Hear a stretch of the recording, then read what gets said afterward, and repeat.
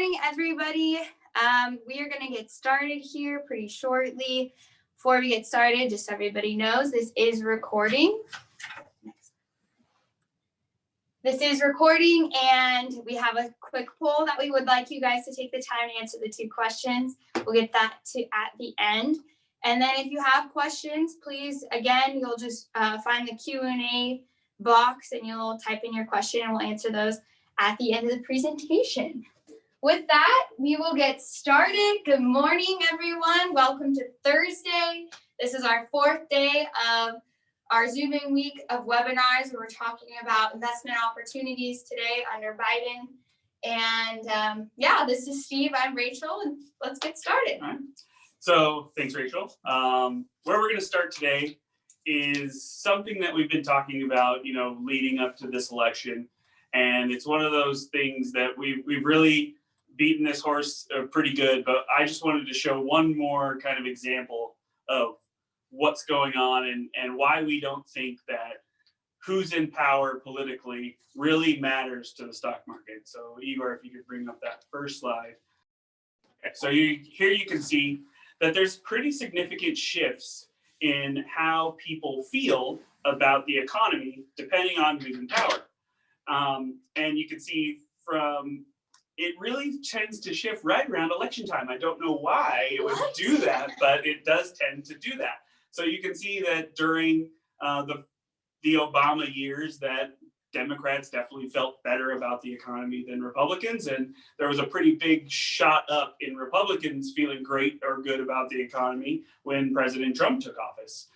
And, the issue that we always have is it's great to feel good about the economy and it's not great to feel bad about the economy, but what is the economy really doing? It doesn't tend to matter who's in power. What really matters is how companies are doing. And Igor, if you could bring up the second slide, I'll show you what I mean here.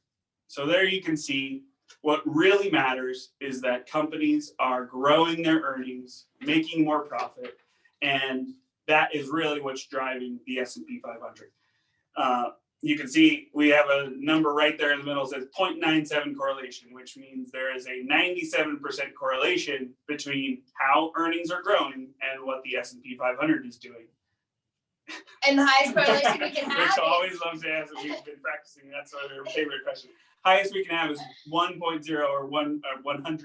So we're pretty close. We're right on the cusp of this being, a perfect correlation between stocks moving higher and earnings growing. And what that really means to us is that companies are going to do what they need to do to profit under Democrats or under Republicans. They are going to try to grow their profits and earnings no matter who is in office.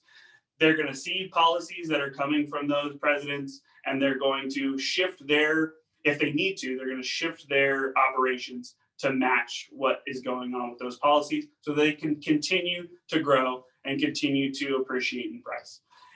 Now, don't get me wrong, there are definitely going to be different regimes where different policies are enacted, where different companies might do better. And Rachel's going to talk about some of those opportunities that we see as Biden comes into office. Yes, Biden is going to introduce one of the most progressive climate strategies the U.S. has ever seen. He wants to have U.S. electricity production be carbon-free by 2035 and then reach net zero emissions by 2050. So to get there, that involves a huge investment in public transportation, electric vehicles. We need to upgrade a lot of our older buildings to make sure they're more energy efficient. Biden estimates this to be a $1.7 trillion investment. And these types of companies that would be profitable for this, or what we're seeing as we shift towards a more climate-focused policy and standards and regulations, is called ESG investing. ESG stands for environmental, social, and governance. And corporations, companies, they get scores. They get ESG scores. And ESG looks at first their environmental impact. How are they handling resources? How are they recycling? How much waste do they produce? What is their carbon footprint? Then they look at social issues. How do they treat their employees? What sort of benefits do they provide? How do they interact with the community? And lastly, they look at governance. So who's in charge of the company? Is there corruption involved or lobbying? Is the board of directors a diverse group of people? And then they also look at how are they getting paid versus the employees. So these types of companies are becoming more important, and they're up at like a lot more trying to have ESG standards. And the reason for that is that's just kind of where the world is going. Biden also wants to rejoin the Paris Climate Agreement. So on an international scale, that's what other communities want as well, is for corporations to move that way. And a huge, I think my generation has been really into this because we like to vote, put our money where our ethics align. We are more interested in buying products, even if they're more expensive, as long as they're sustainably produced or they treat their employees well.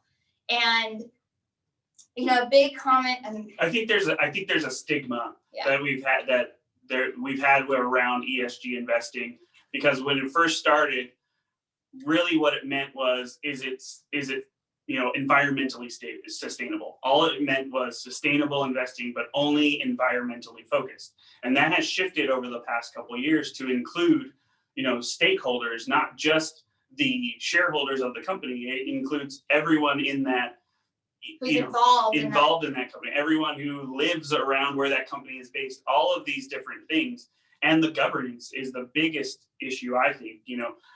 What you want is a company that is well run, and that's really what the ESG score is getting at. Is this company well run for the future of where we're heading in terms of policy? Mm-hmm. And people have always, because they thought it was just about environmental standards and what their company's emission is, really it's now looking like that. So people didn't want to get invested, is what I'm trying to say. They thought it's not going to be as profitable as some of these traditional investment strategies. But Morgan Stanley recently came out with a report, and we've seen over time that actually sustainable investment funds, they really do pair well and keep in line with traditional investment strategies, and they have outperformed at times. So they looked at 2020, the beginning 6 months, ESG equities actually outperformed traditional investment funds by about 3.9%.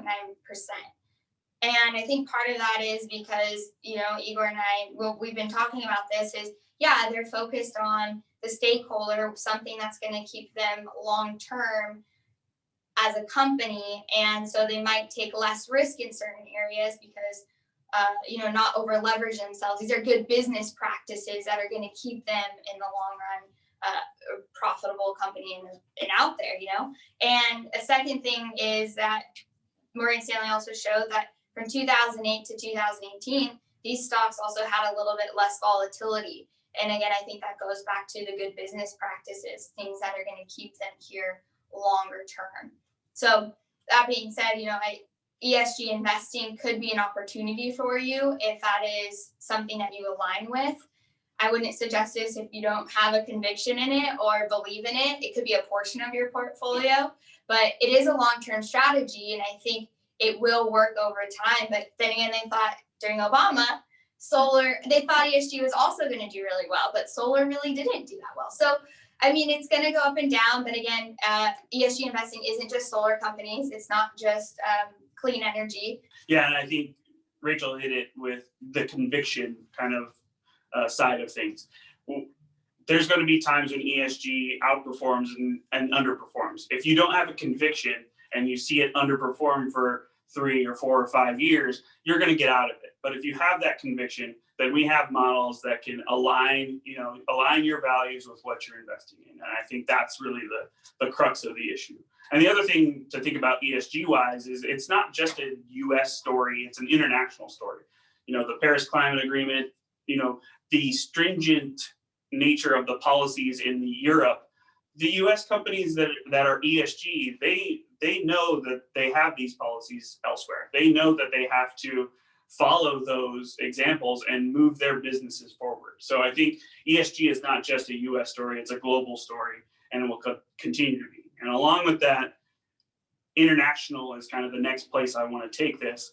We think international investing will be another winner under the Biden administration, and part of that is there's twofold parts of this. First, we see that as trade opens up, as Biden kind of removes some of the tariffs that we've had under President Trump, which I want to say, first off, they worked. They did exactly what President Trump was trying to do. They forced, the trade deficits that we had with other nations to kind of close a little bit. But what that does is it keeps the US dollar strong, and I'll explain why. First, when we have trade deficits, when we open things back up, which I believe Biden will do, what's going to happen is that we have trade deficits with other countries. We import more than we export. So what that means is we're sending dollars out into the world. We're sending more and more dollars out. And then we are buying things less with the foreign currencies that we need to import those goods. So that's going to, as more dollars are out in the world, that should drive the dollar down. The second thing that's going to happen is I think the market was expecting a blue wave election. We were really expecting that we were going to get this really huge stimulus bill, a second stimulus for COVID, that was going to be in the 2 trillion, even more than that range. And since we didn't get that blue wave, we're going to have a second bill that's going to be a lot smaller, probably in the $1 trillion range.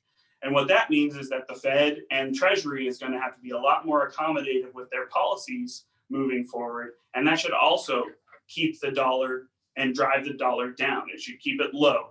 And you can see from the chart that's up on the screen that we've had a very long run of a very strong dollar. And that has hurt international investing. You can see that as the dollar strengthens, it hurts international investing, but as the dollar weakens, we should see more outperformance from international. So we're really excited about international as we move into this new kind of trade opening up regime. And the third thing that we haven't touched on that I think everybody, is really hopeful about is a vaccine. We think that, there's a hearing going on today to open up the first vaccine starting tomorrow, so people could start getting vaccinated tomorrow. There's another hearing next week that we could see the second vaccine come out for people to be vaccinated from that. And Britain's already started. I know, there's already countries that have started vaccinating people. So we're really hopeful that starting hopefully second quarter, third quarter of next year, that we could really start seeing the economy open back up. And what that means is hospitality workers, restaurant workers that are unemployed, they could start going back to work. We could start getting that consumer fuel back into the economy. We could really see a growth engine from that vaccination, and that could really power us, not just internationally, not just in the US, but just globally, power economies going forward, hopefully into 2022. So that's really exciting news. We're really hopeful that we continue to push forward with that. And, I think we're all very excited about 2021 being the year we can kind of hopefully go back to normal. Yeah. It's like, get me to January 1st. But I'm like, what's going to change on January 1, Nothing yet. Yes, nothing yet. It's not January 1st, but hopefully in the middle of the year, things will shift.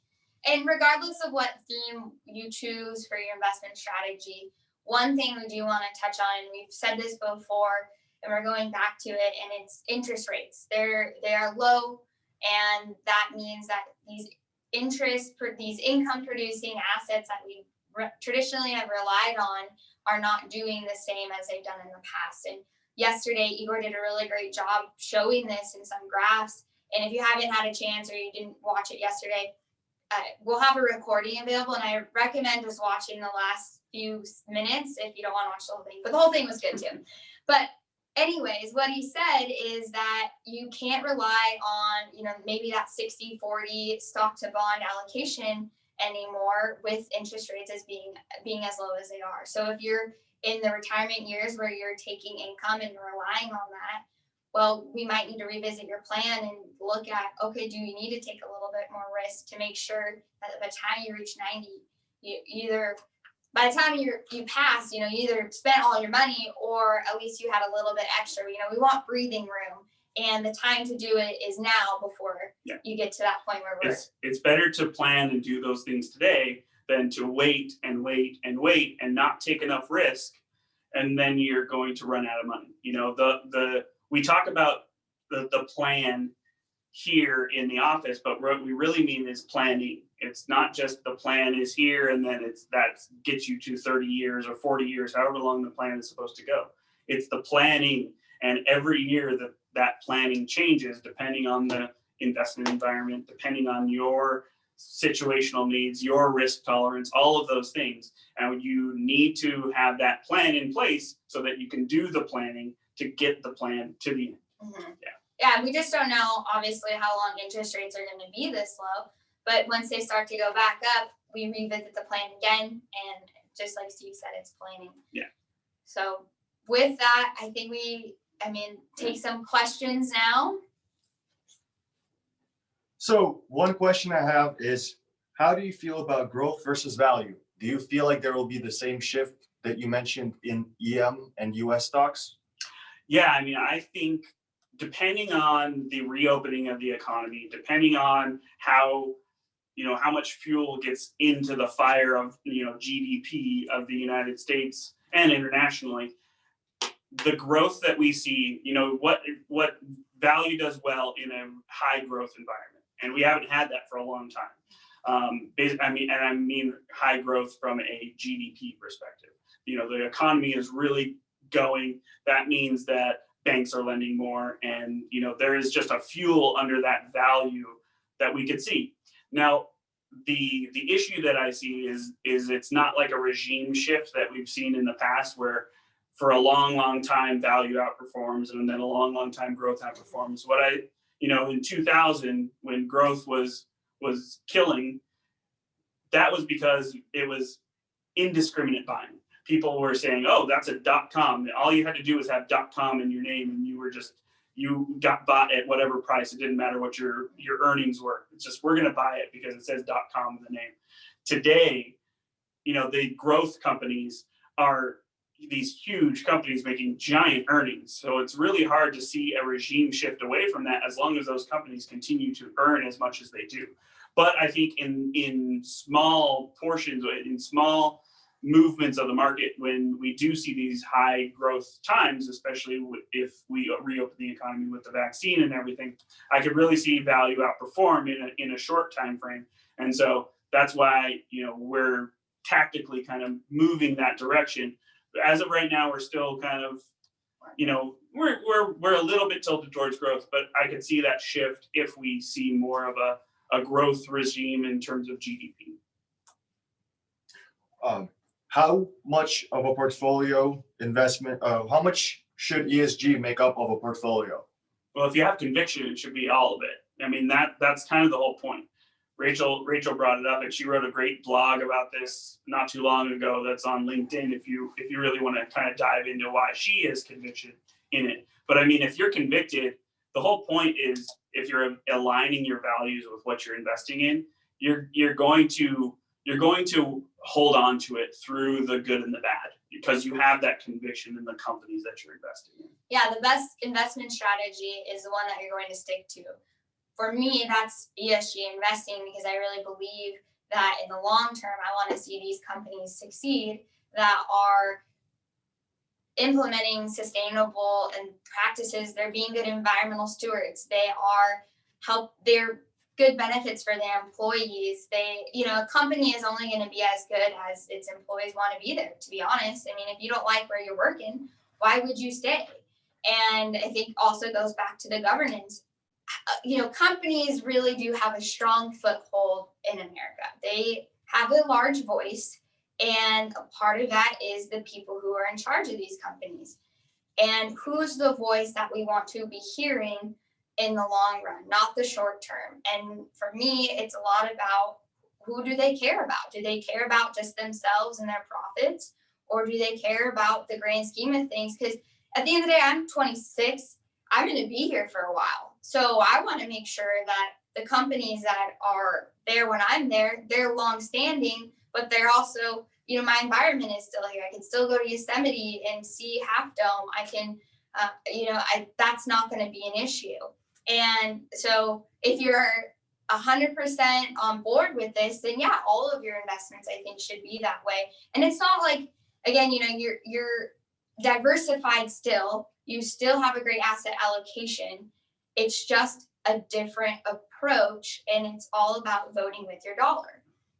And the good news is that even if you're not necessarily convicted in it, you are still going to own more of those companies, no matter what kind of investment vehicles you are in, whether it's an index fund, because if those companies do better, they are going to become more a part of that index. They're going to be a bigger portion of the index. And two, if you're owning more of an actively managed mutual fund style product, then you're also going to own more if those managers think that there's an opportunity there. So it's not just that, almost all of our clients own ESG stocks. It's just a matter of the portion of How much of them? how much of them you own. So either you have the conviction and you have 100%, or you don't and you have some percentage of them, and it's just a matter of where your conviction lies. Yeah, some of the top largest companies in the S&P 500 are considered ESG companies. Right. So you're not limiting your exposure to any of that. It's just a more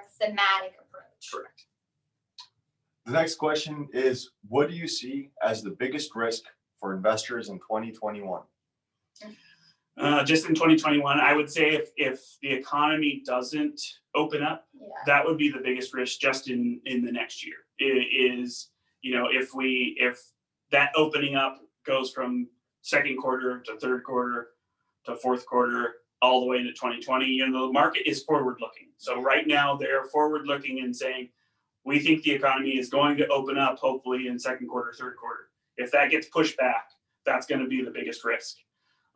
Does that mean that the market tanks? I don't know.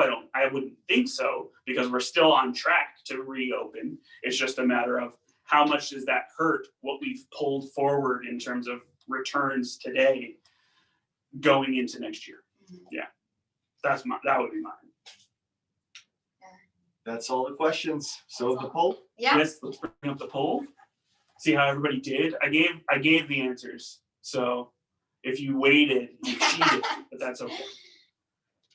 So yes, so under Obama, the actual answer is 16.3. So again, I just want to reiterate that things are good. Things have been good for a long, long time, and we're hoping that continues into the next year. And it looks like most people said 15.4 for President Trump's 4 years.